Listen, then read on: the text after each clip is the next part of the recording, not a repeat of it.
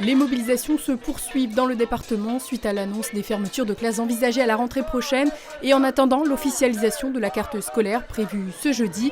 Samedi matin à Saint-Amé, ils étaient une soixantaine, parents et enfants rassemblés dans un premier temps devant l'un des 3 sites scolaires avant de former un cortège pour déambuler dans la rue principale. On ne veut pas de suppression de postes, on ne veut pas de fermeture de classe, on veut que nos enfants soient en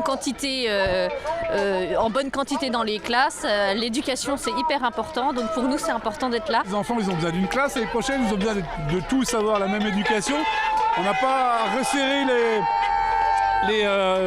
les élèves. Il y a déjà donc des classes qui sont en double niveau et là le CP, ce serait dommage qu'il y ait un double niveau parce que quand même cette période de CP, c'est quand même une période cruciale pour les enfants. Difficile à accepter pour les parents d'élèves et la municipalité. Si à la rentrée prochaine le nombre d'enfants scolarisés va passer de 125 à 120, il devrait ensuite remonter compte tenu des naissances. On pourrait compter 131 élèves en septembre 2025 et 138 en 2026. Les arguments qui pour l'heure n'ont pas fait revenir les services de l'éducation nationale sur leur décision. On a accueilli cette décision vraiment très mal puisqu'on a déjà eu une fermeture de poste l'année dernière et une autre il y a 3 ans, donc ça fait sur 4 ans. 3 fermetures de poste, ce qui est inadmissible, d'autant plus qu'on a prévu quand même un groupe scolaire dans les 2-3 années qui arrivent. On est unique en France sur le modèle, quelque part, comme on veut le faire nous, c'est-à-dire un groupe scolaire qui regroupe nos 3 établissements. Et on y ajoute l'IME de Saint-Amé, donc qui appartient à l'ADAPI 88. Objectif inclusion et mixité avec un enseignement équitable pour tous.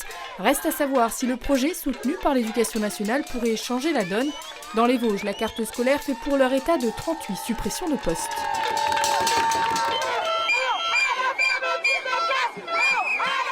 La carte scolaire qui déclenche aussi la colère des parents d'élèves de la commune de Xon-Longemer où la fermeture d'une classe de niveau élémentaire sur les 4 que compte l'école de la commune est prévue à la rentrée prochaine.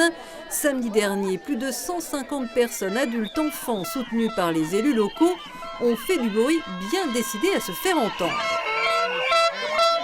Et pour l'avenir de nos enfants, s'ils veulent continuer à être à Xon-Rue, qu'il y ait toujours des classes, toujours une école. Vraiment, c'est incompréhensible. On trouve clairement que c'est une honte et en aucun cas, en cohérence avec les annonces soi-disant du gouvernement. Pour le député de la circonscription, cette fermeture de classe, c'est un mauvais signe envoyé à la ruralité. Aujourd'hui, c'est pas normal que dans les territoires urbains, dans les REP, REP+, on fasse des dédoublements de classes et donc on arrive à des classes à 12 élèves, ce qui est très bien pour les territoires urbains, mais nous, dans nos territoires ruraux, on ferme des classes dans lesquelles il y a 18, 19, 20 élèves. Donc on est sur une inégalité territoriale qui est profonde. C'est le message que j'ai passé moi à la DAZEN. L'école de Xon-Longemer compte 71 élèves dont 22% souffrent de troubles 10. Certains sont porteurs d'un handicap, ils ont l'appui d'auxiliaires de vie scolaire mais seulement à temps partiel.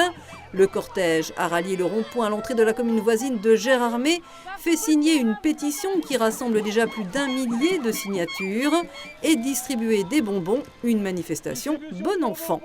La mairie actuellement rénove 7 logements pour accueillir de nouvelles familles sur la commune de Xon-Rue. 66 600 € ont été octroyés de la part de l'État pour un projet pédagogique et une rénovation de classe dans le cadre des mesures des bien-être des élèves.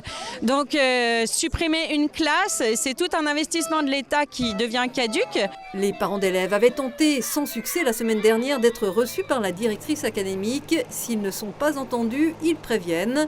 Ils viendront manifester devant la préfecture à Épinal ce 22 février.